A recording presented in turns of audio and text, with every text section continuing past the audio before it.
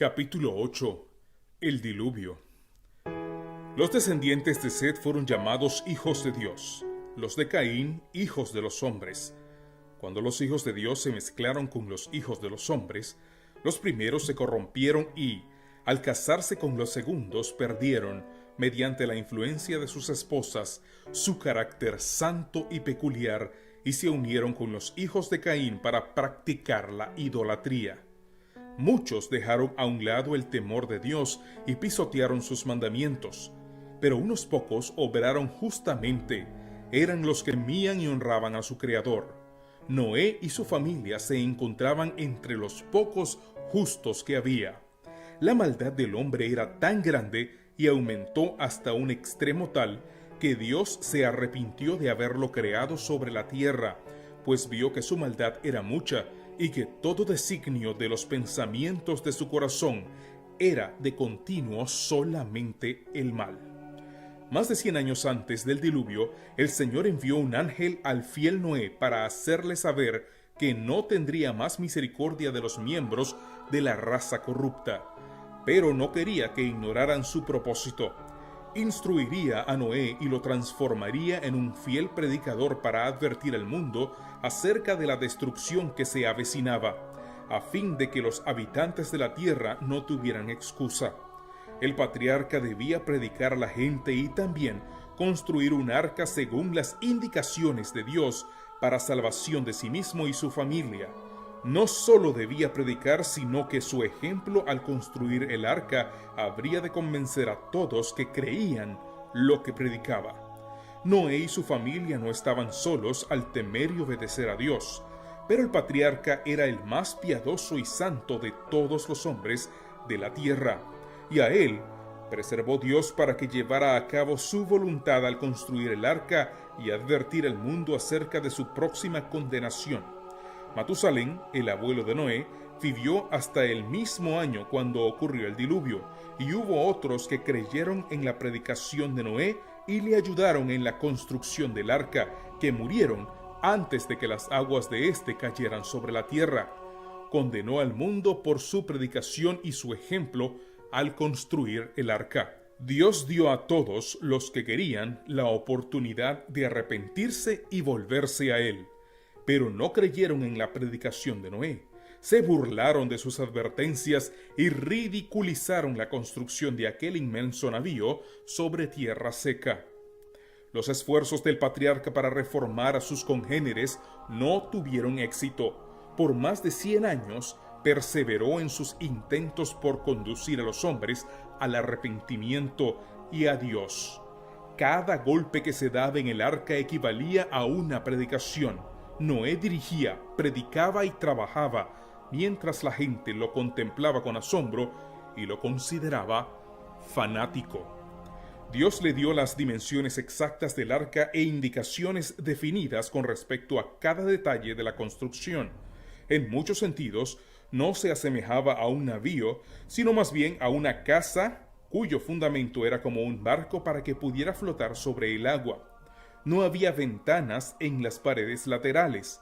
Tenía 3 pisos de altura y la luz que recibía provenía de una ventana que estaba en el techo. La puerta estaba al costado. Los diferentes compartimientos preparados para recibir a los animales estaban construidos de tal manera que la ventana superior los iluminaba a todos. El arca fue hecha con madera de gofer o ciprés, que duraba cientos de años sin deteriorarse. Era una construcción de gran resistencia que la sabiduría del hombre no podía inventar.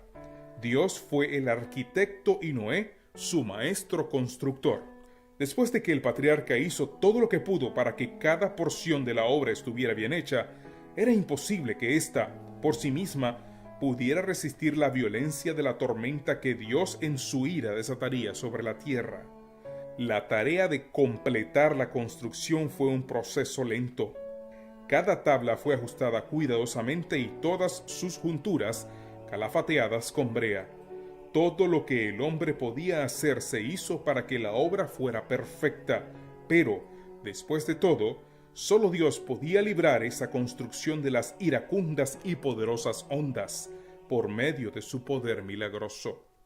Al principio, Una cantidad de gente recibió en apariencias las amonestaciones de Noé, pero esas personas no se volvieron plenamente a Dios con verdadero arrepentimiento. Se les dio tiempo antes de que llegara el diluvio, durante el cual serían probadas, pero no soportaron la prueba. Las venció la degeneración prevaleciente y finalmente se unieron a otros que eran corruptos y que se mofaban del fiel Noé y lo escarnecían. No quisieron abandonar sus pecados y continuaron practicando la poligamia y entregándose a la complacencia de sus pasiones corrompidas. Su tiempo de prueba estaba por terminar. Los incrédulos y burlones habitantes del mundo experimentarían una especial manifestación del poder de Dios. Noé había seguido fielmente las instrucciones que el Señor le había dado. El arca se terminó exactamente como el Altísimo lo había indicado. Había almacenado grandes cantidades de alimentos para hombres y bestias, y una vez que todo estuvo listo, Dios ordenó al fiel Noé: entra tú y toda tu casa en el arca, porque a ti he visto justo delante de mí en esta generación. Se enviaron ángeles para reunir en los bosques y los campos a los animales que Dios había creado. Iban delante de ellos, y éstos los seguían de 2 en 2, macho y hembra, y los animales limpios en grupos de a 7. Estos animales, desde los más feroces hasta los más mansos e inofensivos, entraron solemne y pacíficamente en el arca. El cielo parecía cubierto de aves de todas clases. Llegaron volando hasta el arca, de 2 en 2, macho y hembra, y de las aves limpias en grupos de 7. El mundo los contemplaba maravillado, algunos con temor, pero se habían endurecido tanto en su rebelión que esa suprema manifestación del poder de Dios tuvo solo una influencia momentánea sobre ellos.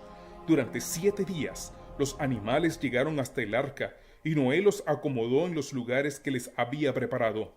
Mientras la raza condenada contemplaba el sol que brillaba con toda su gloria, y la tierra revestida de una belleza casi edénica, ahuyentó sus crecientes temores con diversiones ruidosas y mediante sus actos de violencia parecían invocar sobre sí la caída de la ya presente ira de Dios. Todo estaba listo entonces para cerrar el arca, cosa que Noé no podía hacer desde su interior. La mofadora multitud vio un ángel que descendió del cielo revestido de un esplendor semejante al de un relámpago. Cerró la maciza puerta exterior y emprendió de nuevo su viaje rumbo al cielo. La familia de Noé estuvo 7 días en el arca antes de que la lluvia comenzara a descender sobre la tierra. En ese tiempo, se prepararon para su larga permanencia en ella mientras las aguas cubrieran la tierra. Fueron días de blasfemas diversiones para la multitud incrédula. Puesto que la profecía de Noé no se cumplió inmediatamente después de su entrada en el arca, ésta creía que el patriarca estaba engañado y que era imposible que el mundo pudiera ser destruido por un diluvio. Antes de eso, no había habido lluvia sobre la tierra.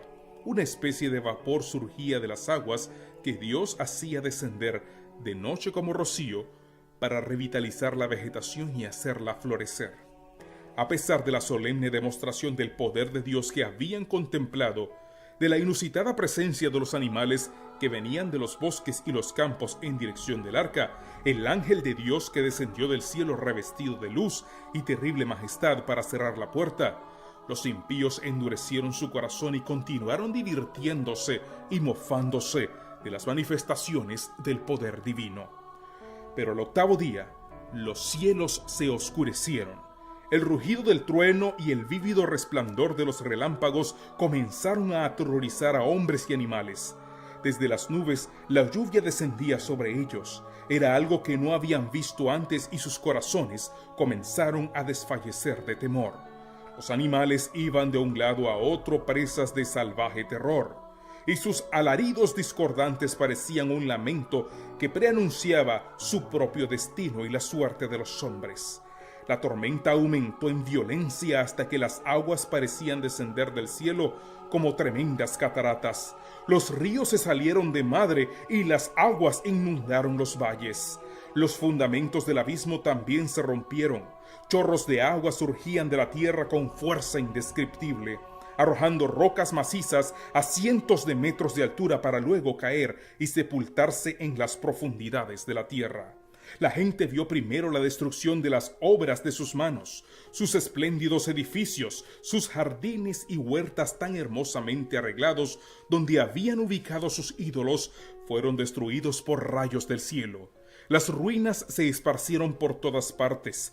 Habían erigido altares en los bosques consagrados a sus imágenes, en los cuales habían ofrecido sacrificios humanos. Lo que Dios detestaba fue destruido ante ellos por la ira divina y temblaron ante el poder del Dios viviente, hacedor de los cielos y la tierra, y se les hizo saber que sus abominaciones y horribles sacrificios idolátricos habían acarreado su destrucción. La violencia de la tormenta aumentó y entre la furia de los elementos se escuchaban los lamentos de la gente que había despreciado la autoridad de Dios.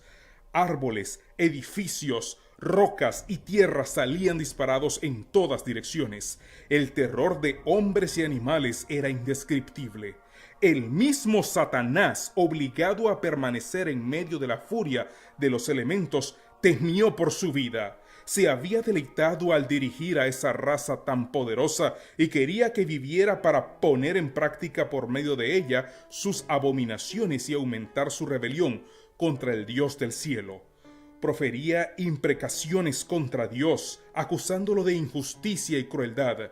Mucha gente, como Satanás, blasfemaba contra el Señor, y si hubieran podido llevar a cabo los propósitos de su rebelión, lo hubieran expulsado de su trono de justicia.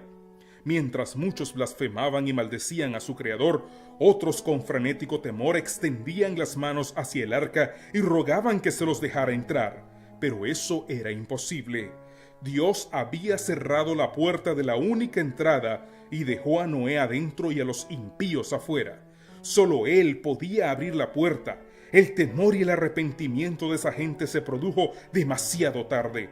Tuvieron que reconocer que había un Dios viviente más poderoso que el hombre, a quien habían desafiado y contra quien habían blasfemado. Lo invocaron fervorosamente, pero el oído divino estaba cerrado a sus clamores. Algunos, desesperados, trataron de entrar a la fuerza en el arca, pero esa firme estructura resistió todos sus embates.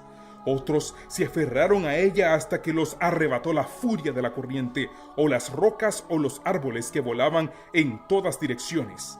Los que habían despreciado las advertencias de Noé y habían ridiculizado al fiel predicador de la justicia, se arrepintieron demasiado tarde de su incredulidad. El arca se sacudía y se agitaba vigorosamente. Los animales que estaban dentro de ella expresaban mediante diferentes sonidos su temor descontrolado.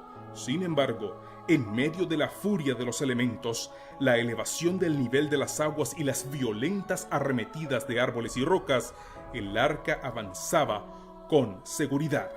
Algunos ángeles sumamente fuertes la guiaban y la protegían de todo peligro. Su preservación a cada instante de esa terrible tempestad de 40 días y 40 noches fue un milagro del Todopoderoso. Los animales amenazados por la tempestad acudieron a los hombres, pues preferían estar cerca de los seres humanos como si esperaran que ellos los auxiliaran. Algunos ataron a sus hijos a fuertes animales e hicieron otro tanto consigo mismos, pues sabían que éstos lucharían por su vida y treparían a las cumbres más altas para huir de las aguas que subían. La tempestad no moderó su furia. Sin embargo, las aguas en cambio aumentaron de nivel más rápidamente que al principio. Algunos se ataron a los árboles, ubicados en las cumbres más elevadas de la tierra, pero estos fueron desarraigados y lanzados con violencia por el aire como si alguien los hubiera arrojado con furia, junto con piedras y lodo sobre las olas que avanzaban y bullían. Sobre esas cumbres seres humanos y bestias luchaban por conservar su posición hasta que todos fueron arrojados a las espumosas aguas que casi llegaban a esos lugares. Por fin, esas cimas fueron alcanzadas también, y los hombres y los animales que se hallaban allí perecieron por igual, arrastrados por las aguas del diluvio. Noé y su familia observaban ansiosamente el descenso de las aguas. El patriarca deseaba salir y pisar tierra firme nuevamente.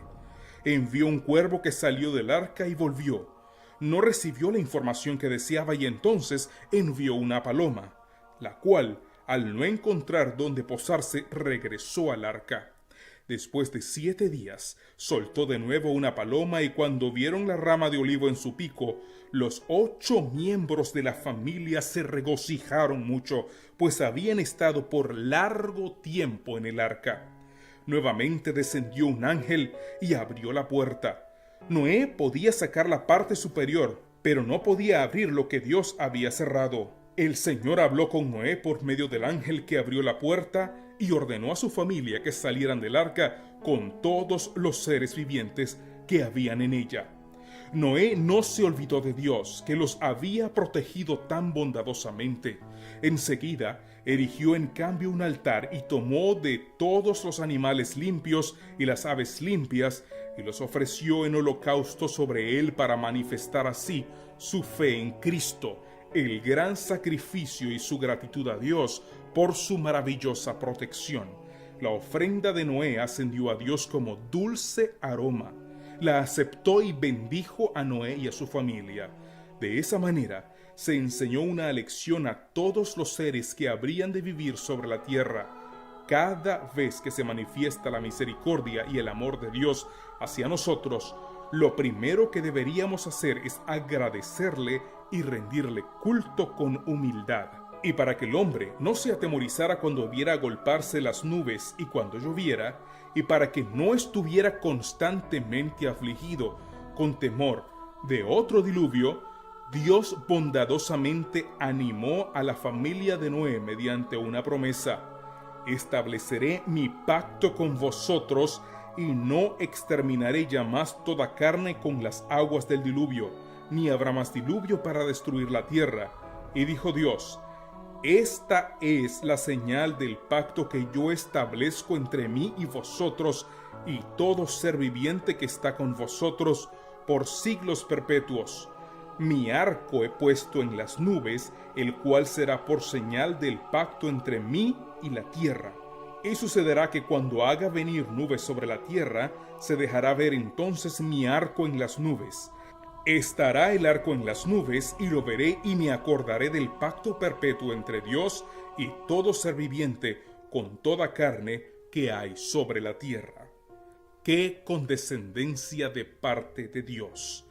¡Qué compasión con el hombre falible fue poner el hermoso y multicolor arco iris en las nubes como prueba del pacto del gran amor Dios con el hombre!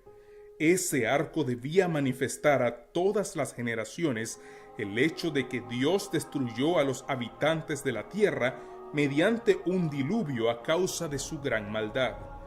Era su propósito que cuando los niños de las generaciones sucesivas lo vieran en las nubes y preguntaran por qué se extendía por los cielos ese magnífico arco, sus padres se refirieran a la destrucción del mundo antiguo por medio del diluvio, porque la gente se había entregado a toda clase de impiedad y las manos del Altísimo le habían dado forma y lo habían colocado en el cielo como señal de que Dios nunca más enviaría las aguas de un diluvio sobre la tierra.